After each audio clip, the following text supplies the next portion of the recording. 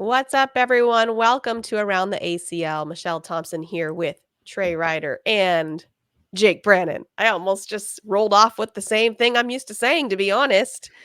But I don't have a beard, so that's different for this week. I'm the only That's one. true. I think that's appreciated, though, I would imagine. Not really the I look was of some, but Legoland. Legoland was amazing. Hell yeah.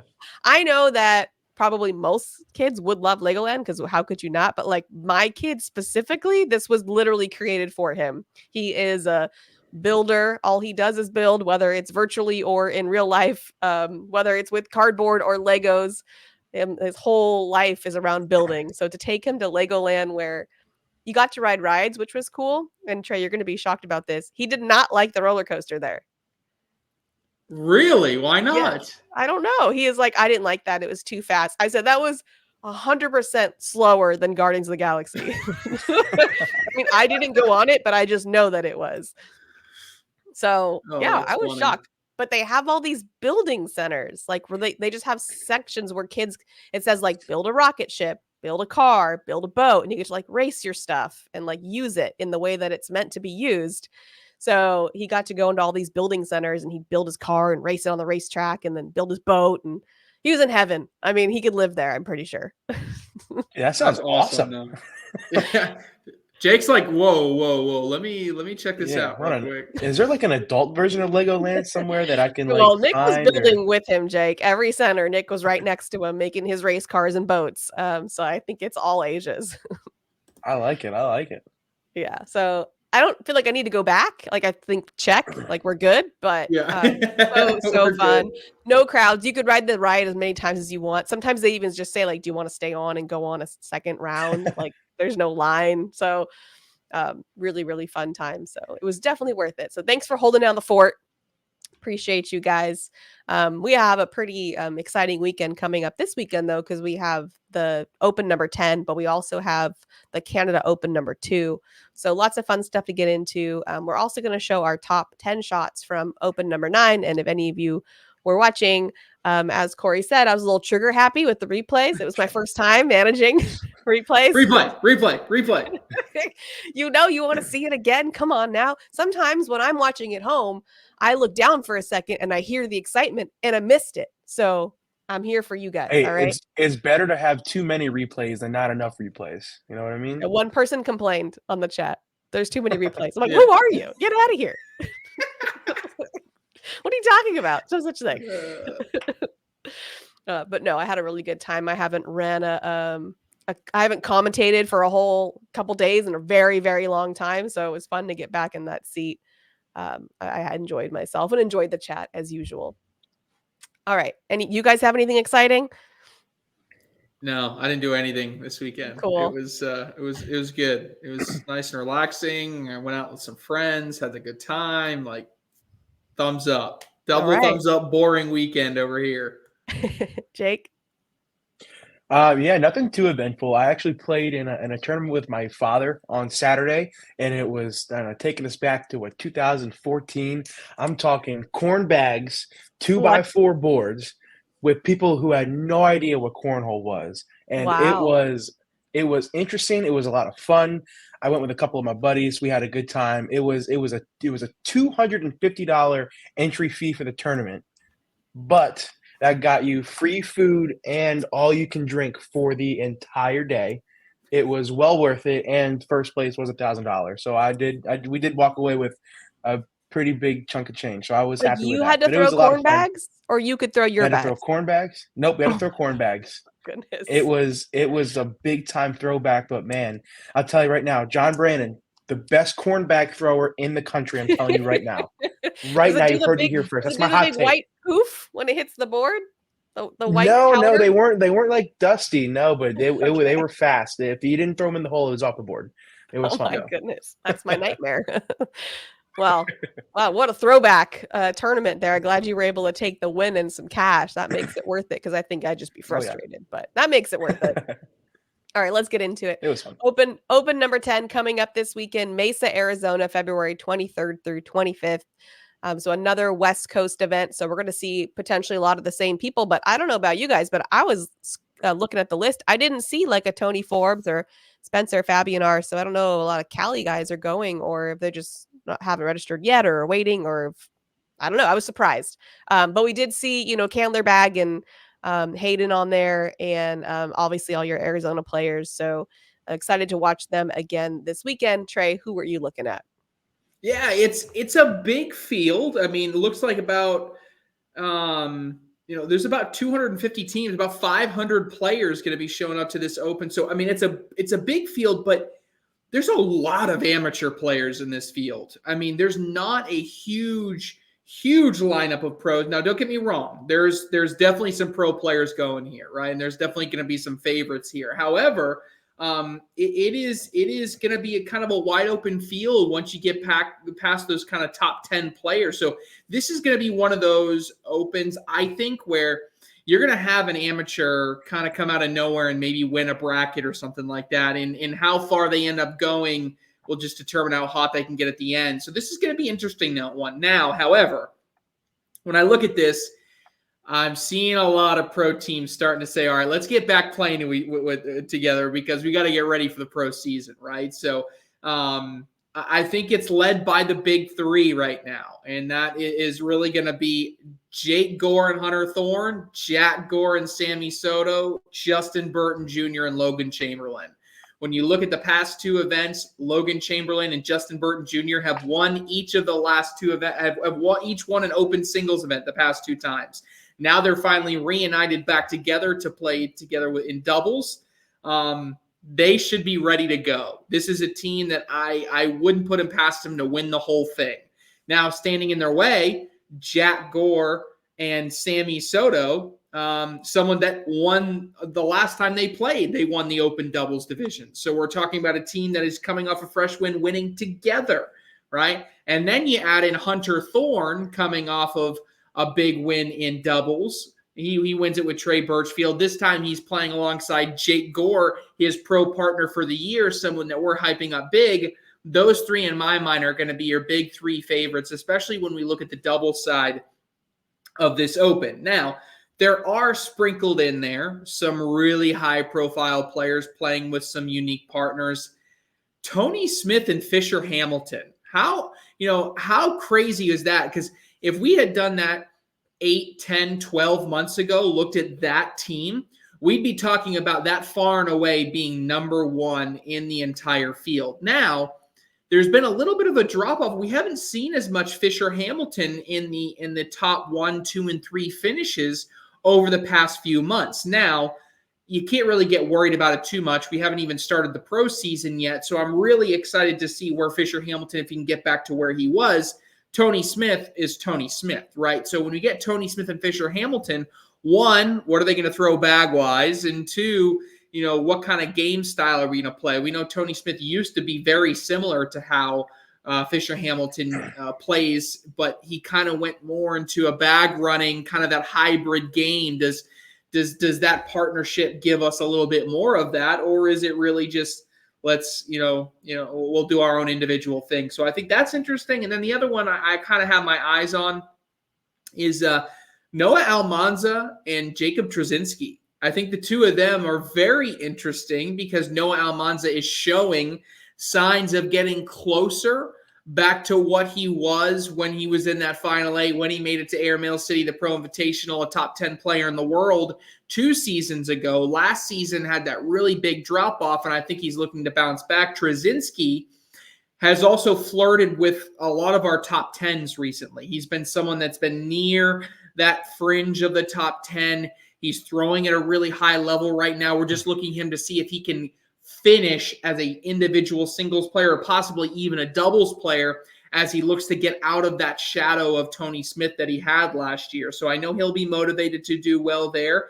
And then, of course, your Arizona players, your Doug Zaft and Ty Lopez, excited to see them play together. Doug Zaft trying to get back into the swing of things, no longer playing with Bill Hadley. Of course, Moses and Peter Sassueta, you could argue at any given time they can be the best duo from west of the Mississippi. And then, I didn't even get to mention guys like Trey Birchfield, Adam Hissner, and others that are really in the field. But so for me, my eyes are on those top three. I think those top three are really going to steal a lot of the show, and I wouldn't be surprised if we end up with 4 brackets at that top level. That 3 out of the 4 or 2 out of those 3 end up being the finalists.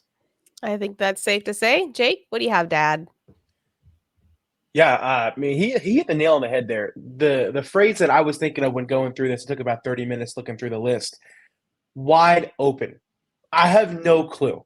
There's so much potential. Like Trey said, there are so many top amateurs that are going, but also to add, there are so many top talent pros that are going to be there as well. When I was writing down my list of players to watch, I'm looking through it. I was like, man, I got 15, 20 people on this list. There's too many to talk about. But you mentioned the big 3. This is what I wanted to talk about. You mentioned the big 3. What about the big 4? There's a team that we keep leaving out, and I hate to admit it, but I mean, I've done it too. We keep leaving them out every time, but they have proven to be winners. They have won 3 times in the past calendar year. I'm talking about Eddie Grindersleeve, Caleb Batson. They're playing together this weekend too, and I know we haven't seen much of them this season, but reigning world champions, 2-time national winners last year. They are proven winners. They are going to be there in the end this weekend, and I am excited to see what they can do. But you look past them, how about a team like Derek Holland and Alex Rawls? They had a fantastic run in San Diego last couple weekends ago. They're running it back in Arizona. I look to see them make a really strong run. And you also have, like you mentioned, pro teams who are trying to get together and get some momentum geared up for the pro season. How about AJ Sims and Braden Wilson? I'm really looking forward to seeing what they can do because I feel like they are one of the teams that really needs a breakthrough open to get them kind of motivated into this pro season. Because if they kind of fall flat, I'm not going to really want to put them too high on my power rankings going into the first pro event. So I really want to see them do well coming into this open. But then there was also a really unique team that I just noticed looking through. It must have slipped my mind. Alec Ryan and Gavin Cano playing together. While they throw 2 different bag manufacturers, they both throw a really similar bag, a sticky bag, block first, roll, and airmail mentality. I am really liking to see what they do. They're probably one of my dark horses coming into – I mean, it's kind of hard to call them dark horses, but, like I said, there's so many other great names and top talents out there this weekend. I'm really looking forward to seeing what they can do. You guys talked a lot about doubles. Are there any singles players that you're picking? I mean, we saw like Candler Bag on there again. We saw what he did in San Diego, but obviously you have your pros on there as well. So are there any singles players that are sticking out to you there, Trey? Yeah, first of all, I want to address if I missed Eddie Grindersleeve and Caleb Batson on that registration list, that was a mistake. You're right, Jake. They should be a big 4 at that point. So definitely throw the world champions into that mix. On the single side, I mean, so I'm definitely not worried or need it or anything like that. But we got to start having a conversation about like, hey, like let's see Tony Smith win something in singles right here recently. Like he's too good of a player. And again, if he doesn't, I'm kind of done playing those worried about Tony Smith games because every time we seem to do that, he responds in some way. But it's been a few opens. He hasn't necessarily won a bracket or made it all the way to the finals or anything like that. We're getting close to that pro season. I want to see Tony Smith sharp, and I don't need him necessarily to win the whole thing, but let's see a commanding performance from Tony Smith. I think that's going to be super important to see. You mentioned Candler Bag. He looks like he's throwing with Ryan Smith, which is a very unique pairing. I'm excited to see Ryan Smith in singles this year, to see if he has any of that staying power that we got flashes of last season. I think there's going to be a lot of focus on these Arizona teams, and I think all 4 of those Arizona players that I mentioned have an opportunity to do well in singles. And also, one rookie that I'm kind of waiting for a breakout performance in an open at a big scale this season, Braden Wilson. Braden Wilson was someone that open after open after open last year, we were talking about him making it bracket finals, winning brackets, like scaring pros into not winning the entire thing. We were all eyes on him, saying he could be the number one amateur so far this season, or the number one rookie coming into this season.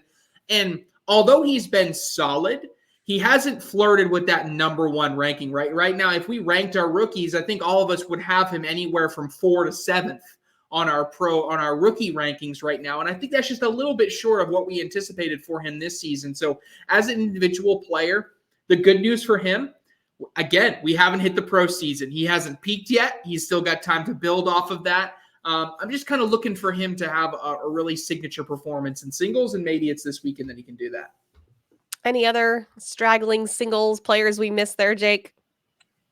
Yeah, I want to shine a light on the amateur players that are in singles, because I feel like an amateur player has a really strong shot of making a deep run and possibly winning the entire thing. And obviously we're talking about the Candler Bags, but we're also talking about the players like where did he go? I just had him on my list. How about, I like either one of Gavin Hammond or Jackson Remick.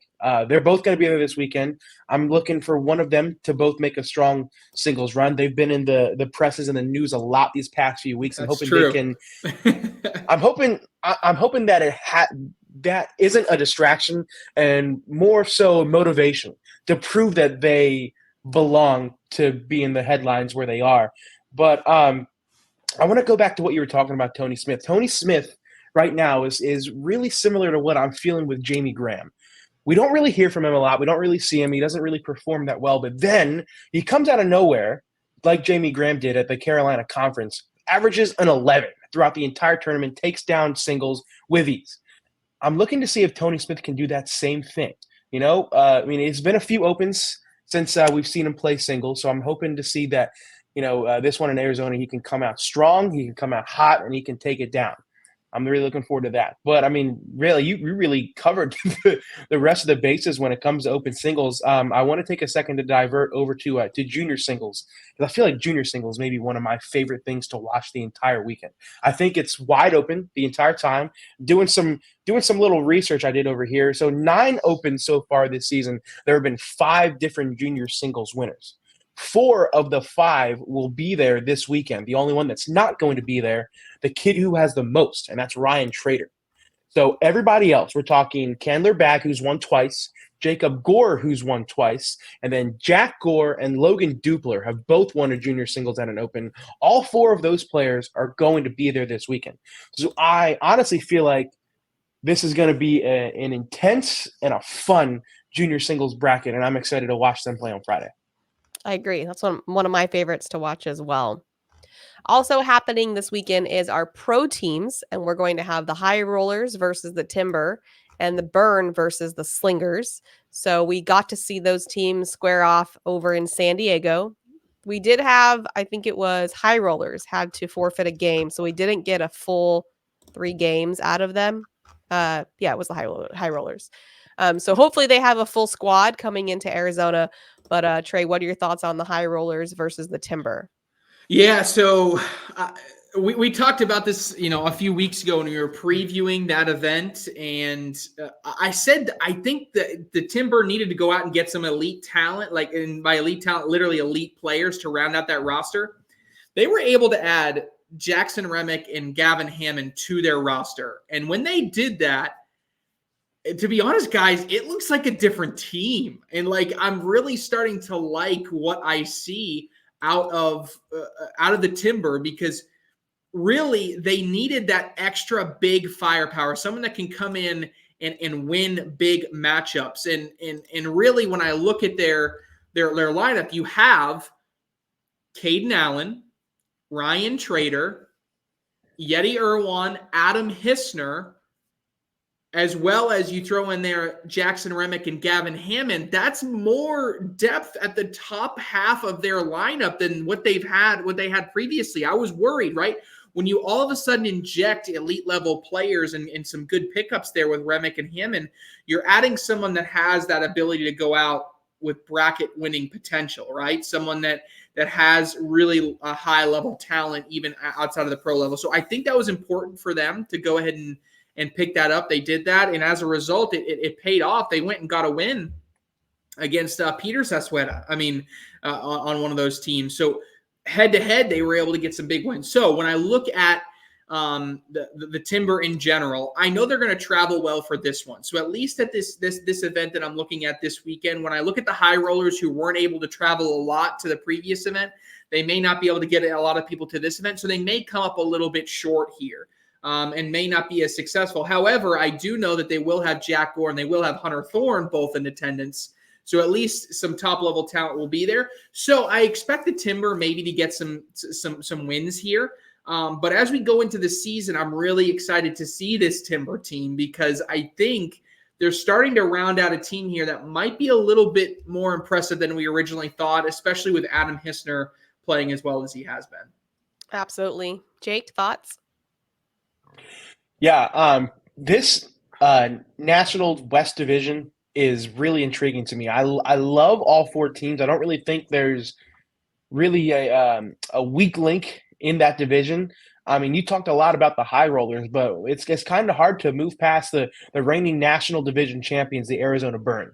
I mean, they've added some hot talent from the draft as well as some pickups. How about adding players like Colby Shearer, Landon Crabtree just from the draft, Chris Roybal, rookie ACL pros. I'm really looking forward to see what they can do. I didn't have a chance to watch them perform in San Diego, so I'm really excited to watch them perform in Mesa. Home state, home cooking. I think it's going to be really fun, but it's hard. It's hard to go against the Burn. I said this last week. Going up again, we've been talking about the Ringers and the Freeze. Like on paper, they look really good. The Burn looks good on paper too. And until they lose, they are the reigning National Division champions. It's going to be hard to go against them. You guys just going to ignore my Slingers? Just give them no love? Just move right on to the Burn? I didn't realize we were talking about the Burn Slingers yet. So I think the Slingers, top to bottom, may be a better team. The question is, who do they travel, right? We know Tony Smith will be there, which will be great. I see Corey Gilbert also going to be out there. So, I mean, to some extent, I think they're going to show up with a team that's going to be pretty good. I kind of agree with Jake that the Burn deserve at least that top spot until someone knocks them off there, right? At least the benefit of the doubt from this season. But I almost wish we were at the pro season. We could see a full matchup right now of the Burn versus the Slingers, because that would give us a really good gauge of where exactly the Slingers are. Because if they could come in and win that one, we're talking about a team that is ready to compete at the highest level and possibly win some head-to-head teams matches and could be one that contends for a title. Very true. All right, we'll move on to Overreaction Wednesday. It used to be Overreaction Monday, which didn't make sense either way because we were on Tuesday. So I tried to line up the day. All right, first, so Jake, you just tell me after I read a line, is it an overreaction or not an overreaction? First one, Candler Bag is the best amateur player right now. Trey or Jake? Trey. I was just explaining to Jake how it worked. Oh, okay. I was like, whoa. I was ready to go first too. All right, that was confusing on my side. I just didn't know if he played the game before.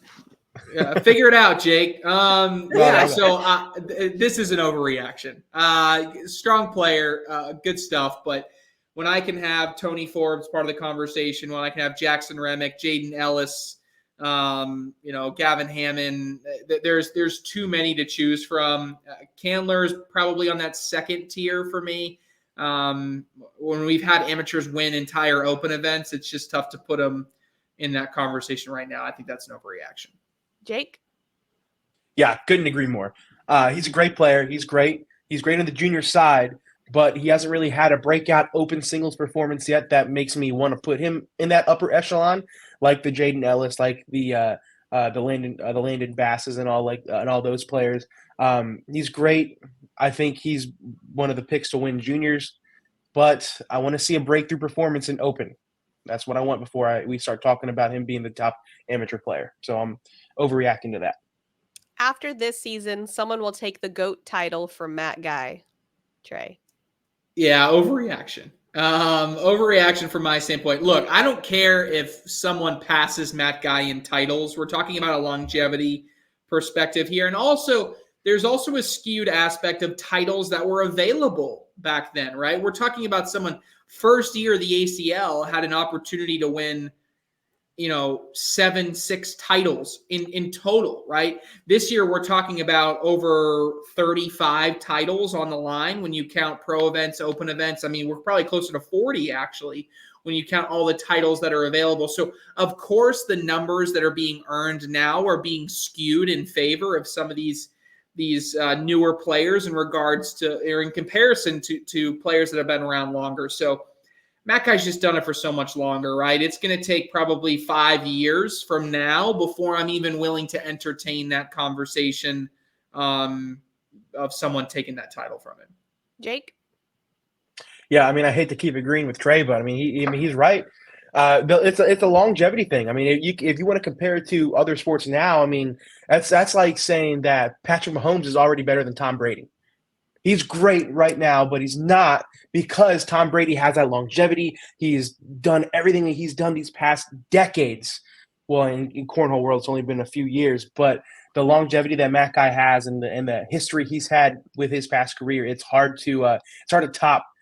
I'm not saying that it's going to happen within the next couple of years. I assume within the next 5, 6, maybe 7 years, somebody could overtake him. But as we sit right now, no chance. Good Tom Brady reference. I like it. Yeah, I knew you would like that one. Yeah. Justin Burton Jr. is ready to sweep a pro event. I think that's a little bit of an overreaction.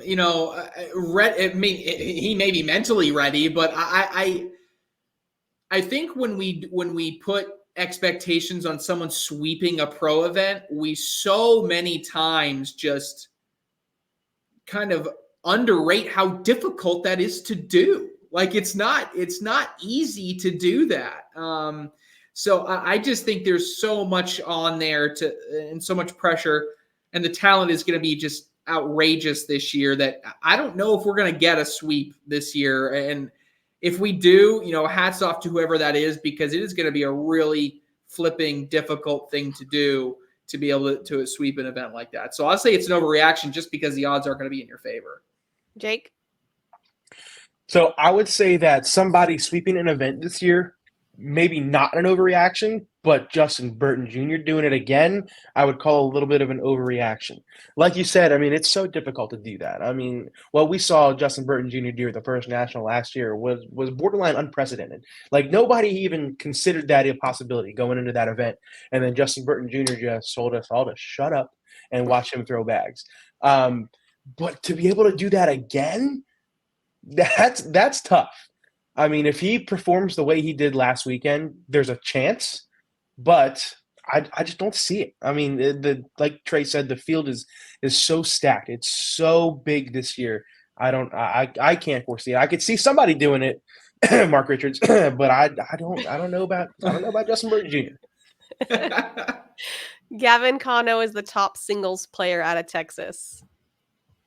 Oh man, that one's. So I'm going to do something weird here. If this was buy or sell, I would sell it. But for it being an overreaction, I am going to say not an overreaction. If someone thinks that Gavin Cano is the best player in the state of Texas right now, I don't have a ton to argue you, right? I could say he hasn't got across the finish line in some singles events. I could say some people maybe a tad more consistent, but he's always right there at the end. You could argue Justin Burton Jr. You could certainly argue Caleb Batson. You could argue a number of different people, but I'm not going to say it's an overreaction that he could be considered the top player in Texas, whether or not you believe it or not. Jake? I was really hoping we would disagree on this one, but no, I mean, he's right. That was a great reference. You would sell that, but it's not an overreaction. I mean, it's not, though. I mean, the talent in Texas is so top heavy. You could interchange any number between 7 or 8 people on any given week, and Gavin Cano is one of them. He may have had a bad week one week, but he's going to come back and shove it right in your face the next week. You don't really know what's going to happen. But I mean, he's so good. He's so good. It's hard to not argue that he is like, I mean, I'm kind of like a fence sitter. Like I could hear arguments for why he's not, but I could also hear arguments for why he is the best player in Texas. So it's kind of like a middle of the road thing, but I'm not overreacting to it now. The junior division will be bigger than the seniors bracket by the end of the season, or the junior bracket will be bigger than the senior bracket by the end of this season. I'm gonna not buy or sell. I was about to sell it. You're not selling anything. I'll say. Hey, wait, hold on. Before you answer this, Trey, this is like a direct reflection of your job. Right. I'm thinking about how I want to approach this, Michelle. I'm going to say it's an overreaction. I'm going to say it's overreaction because I need a good runway in order to get this ACL high school program up and running. So it's actually somewhat a reflection. Well, no, I guess college, you're not a junior at that point. I was going to say Jake is doing a little bit of stuff with college too, so maybe a reflection of his job. But we're going to get there. But I think you're also underestimating like how much like the seniors division continues to grow. Like this is the thing for seniors to play as well. And I think that's going to get more and more exposure as well. I think both will continue to grow. But right now, the seniors got a good head start. So I'm gonna say hold for this year, overreaction for this year, but I'm ready to buy it for 2025. Jake? Yeah, I mean, he's right. I mean, I hate to admit it, but now the seniors division, I mean, it's growing, but not as fast as a pace as the juniors division is growing. So right now, I'm saying it is over. Like I remember, like I always talk to people like who are like a middle of the road player, and they're like, "Man, I'm just waiting for the seniors division." Like my favorite thing when talking with Sean Latham on the college tour, he's like, "I got 11 years to practice before I'm taking down this seniors division." I was like, "Heck yeah, bro, you go for it." But no, I mean the seniors division is growing too, but I mean within a couple of years, the juniors are going to take it over. I mean, year after year. That's not an overreaction from you then. You're opposite. No, it's not. Oh, so you are disagreeing. Oh, my bad. Yeah. Okay, we are disagreeing. We did disagree. We did disagree on one. There we go. No, yeah. So yeah, junior bracket. Okay, got it. So we got one disagreement between you two. Everything else in line. All right, I got it. I like it. Moving on, we have Canada Open number 2 in Drummondville. That's also February 23rd through the 25th. So that'll be happening simultaneously. So you have lots of broadcasts to watch this weekend. I believe is Wally going to Canada, so he's heading off the live stream over there. And then we have Jake and Corey over there in Mesa. So so much content for you this weekend, that's for sure. Trey, anyone sticking out to you over there in Canada? Yeah, this one, we're in Quebec this time. I think I can't remember if we had one in Quebec previously, but this is Drummondville. Up there in Quebec. This is going to be a fun one to watch. And this one's going to be, this one's tough. It's got some really top players here and some good pros up there. So, I mean, I think if you're a Canadian and you want to see where you stack up, this is a pretty good event to look at when we look at this roster. I see people like, even at the amateur side, the first name on the list that I see, Jaden Ellis, right? I mean, so he's going up there. Obviously, someone that's already won an open event so far this season. He's going to be tough. We're going to see Jeff Reynolds. We haven't seen a ton of him this year. A good opportunity to get a measuring stick of where exactly he is. The international phenom, Jimmy Humans, he's going to be up there. Anytime he enters in an event, he's going to be, considered one of the favorites to take everything down. So we're certainly watching him. In addition to that, his partner, Brady Foster. Brady Foster is going to be up there again. We're talking about top talent going up there. I think the favorite on the women's side is going to be Sam Finley. She's making the trip up there. She's been throwing very well recently, right? We talked about how she opens she's a new business owner owning a new store. You thought that she would play less, it would make her worse. She's playing less and playing better. So whatever the secret sauce is, I think it's cool for her to check it out and be up there and see if she can continue on this hot streak. We have Mike Ferreira is going to be someone really good. So again, I think you're getting a good amount of representation from some American pros coming up there, but I also think that you have some names that could surprise some people on the Canadian side of things. I'm starting to see some more frequent names. kind of near the top. Obviously, Connor Weiss and Brandon Brown are always going to be at the top. We talk about Brandon Brown taking down the entire thing as far as the Canadian Pro Singles event goes. So he's going to be up there. Well, both of them are going to be up there kind of battling that out. Bernie Portalessi is always someone that we have to watch out for. Lana Smith is becoming a name that I'm seeing more and more up there. So someone that I particularly have my eyes on is someone that could make a splash and make a run throughout these different events all taking place up there. Derek Barrett, I get reviews from the content team that came down. Derek was impressive to watch across the entire weekend. So again, I think we're going to start seeing some more of these Canadian players. The ones that can finish near the top with more consistency are going to be the ones that we really start to become resonating within kind of our recaps and our previews and things of that nature. So as this Canadian Open series continues to build itself out, it's going to be fun to watch and see exactly who is able to continue these high-level finishes. Jake, who are you looking at? Yeah, my number one team on my list, Jimmy Humans, Brady Foster. They would be a top 5 pick for me if they were in Mesa this weekend. But the fact that they're going to Canada is while also cool. They're probably going to be my pick to win. I know we're starting hot takes a little early. Yeah, but I like them. I think they have great chemistry. They're a great team. But yeah, like I love seeing Jaden Ellis travel out here to put his name on the radar in Canada.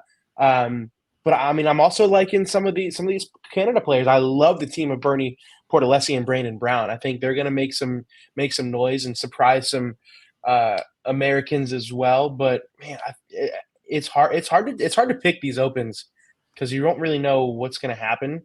But I like seeing Jeff Reynolds out there. I'm excited to see how he's going to do. He's always good on the singles side, but it's going to be a fun weekend. Fun weekend of cornhole. I'm going to have my live stream up for when we're in Arizona. I'm going to have my laptop and my phone up watching the Canada stream as well. It's going to be a fun weekend. So I feel vulnerable asking this question, but I'm going to show my naivety of my geography. Is this part of Canada on the East Coast? No, it's like straight in the middle.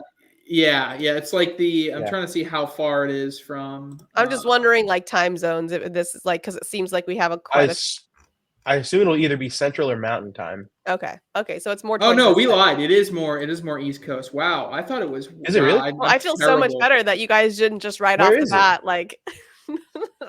I'm great with we US just edit out this part of the show where I could have sworn Quebec was more central than Ontario, but it's not. It's Ontario, and then Quebec is further east. Okay, so that's why you're seeing a lot of the East Coast players coming this direction. That was kind of my thought about it. Yeah, we just totally botched that one. Yeah, well, hey, I feel a lot better. Thanks for that. Here we go, Canadian geography. Let's go through all the provinces from west to east. British Columbia, then Alberta, then Saskatchewan, then Manitoba, then Ontario, then Quebec. Then okay. New Brunswick, Nova Scotia, all the St. John's, all that kind of stuff. So yeah, it's in Newfoundland's up over there too. But yeah, it's sorry, Canadians, don't hate us. Yeah, we got an F in Canadian geography on this week's episode. Man, so. I'm a big Letterkenny fan. I thought I knew my Canadian geography. I don't know, that was bad. But it would make sense now why it's a high concentration in that area. But I saw some people from like Michigan in the middle. I was thinking that why it would be easier, but it's nope. Well, that's still probably closer than going all the way to Mesa. But I was only asking because I feel like I think I've mentioned this before. It's really difficult time zone wise to go east to west. Like it's a struggle to adjust. It's easier to go west to east, in my opinion. But I didn't realize you and I are on opposite ends of the spectrum there. I think it is so much easier to go east to west. Really? Because I'm like, if I take off on the plane from Charlotte and I land in Vegas, it's like I'd leave at like 3 p.m. I'd land at like 5 p.m. in Vegas, but it's Vegas time, and I would just go to sleep and I'd wake up the next day. I'll be fine. Like when I go west to east, I'm like, it's like the day is gone, or I take a red eye and then I'm ruined for the rest of the time. Or maybe it's what you're used to, because the only time I go back 3 hours is when I go to Hawaii. Otherwise, I'm always, the other way. So maybe it's just what No, you're I'm used to. I'm I'm with Trey on this one. I mean, my flight leaves Baltimore at 2 o'clock tomorrow afternoon. It's a 5.5 hour flight, but I land in Arizona at like five p.m. It'll be perfect. I'll boom, get off the plane, go grab some dinner, hit the hay. It's perfect. But Yep. when I land in Arizona, it's like 9 o'clock my time. It's like my bedtime. But when I come home, I'm losing like 4 hours or something. I don't even know. I don't know The how it works. only way in which you don't get screwed, Michelle, is if you leave at like 8 a.m. When coming Mhm. home. And if you leave at 8 a.m., then you land at like 6 p.m. or something like that.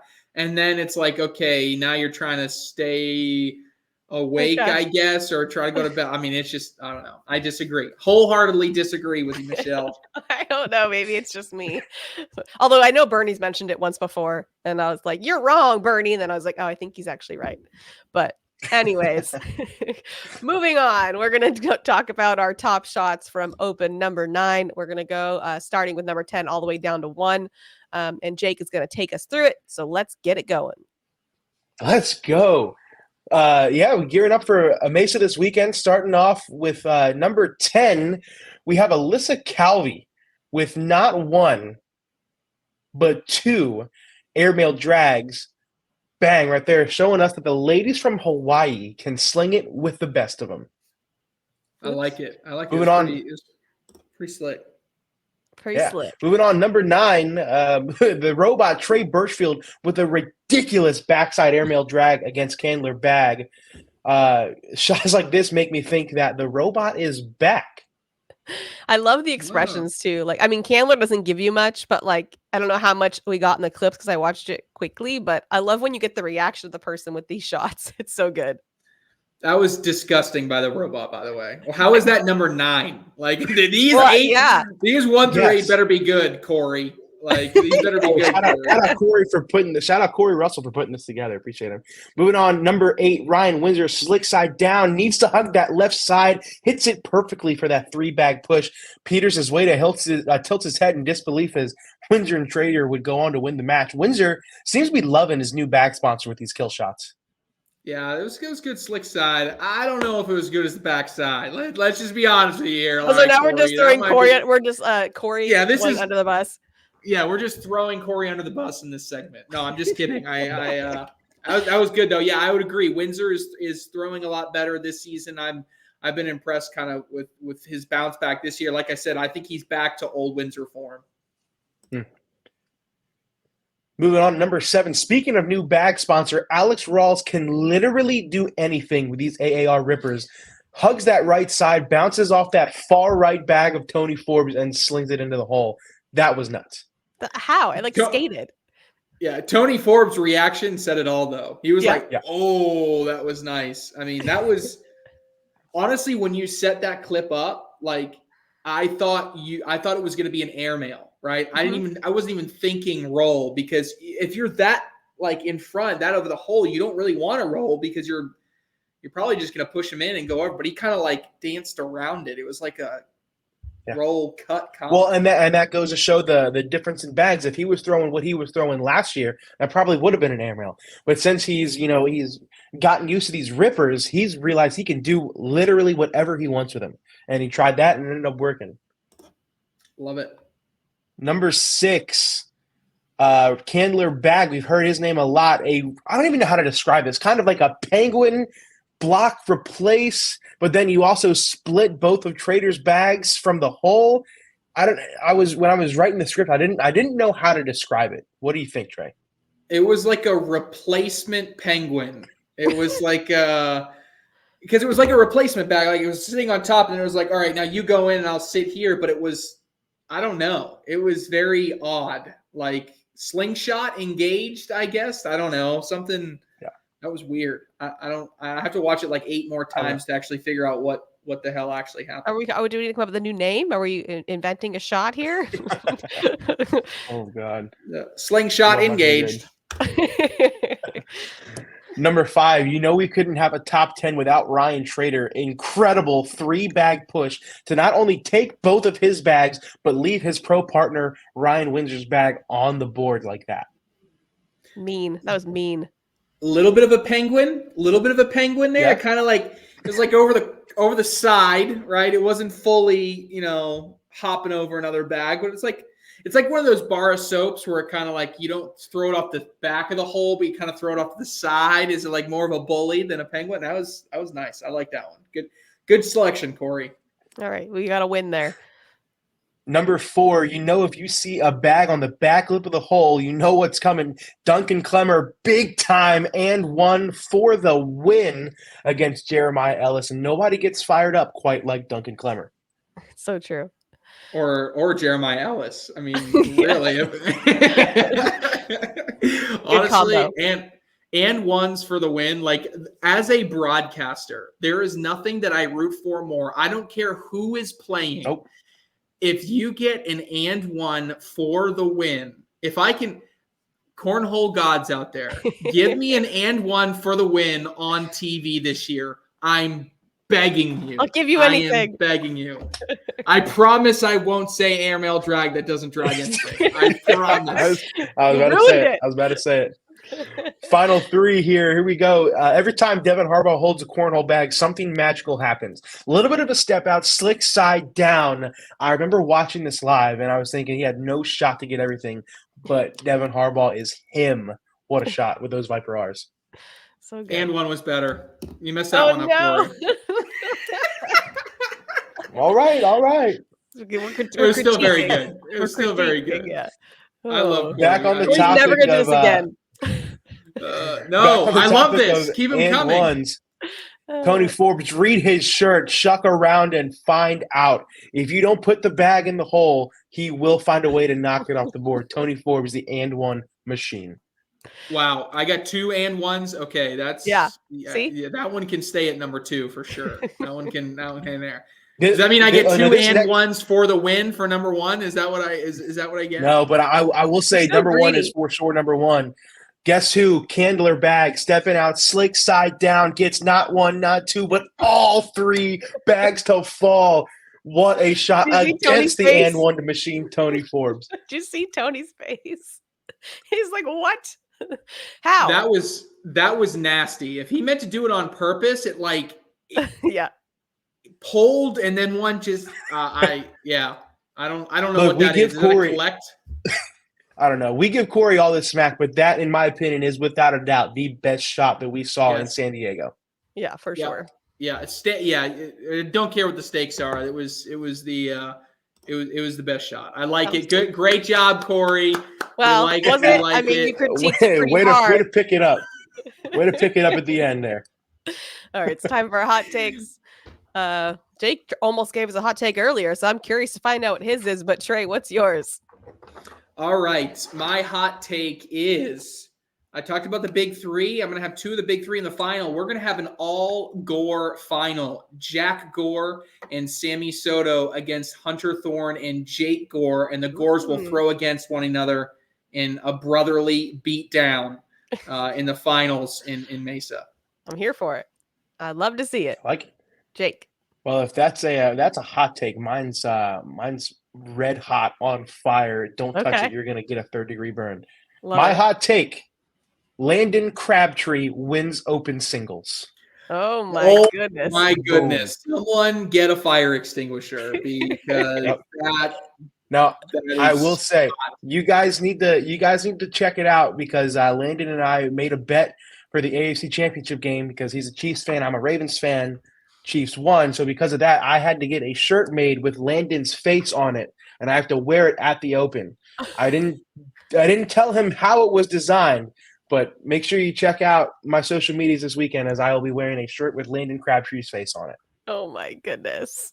Love that for you. Mine is a team that you guys didn't even mention. You just rolled over them. So I got to give them love. Devin Harbaugh, Colby Shearer take down a bracket. You could do it, boys. I got you. You guys need to talk about them. They need some love. Colby's got to play better. He's got to play better. Devin's good. Colby's got to play better. Maybe he does it this weekend. Colby, Trey's calling you out. Let's hear an answer. All right. That's all we got time for. Thank you, Jake, for coming in with us. And we will see you guys all next time.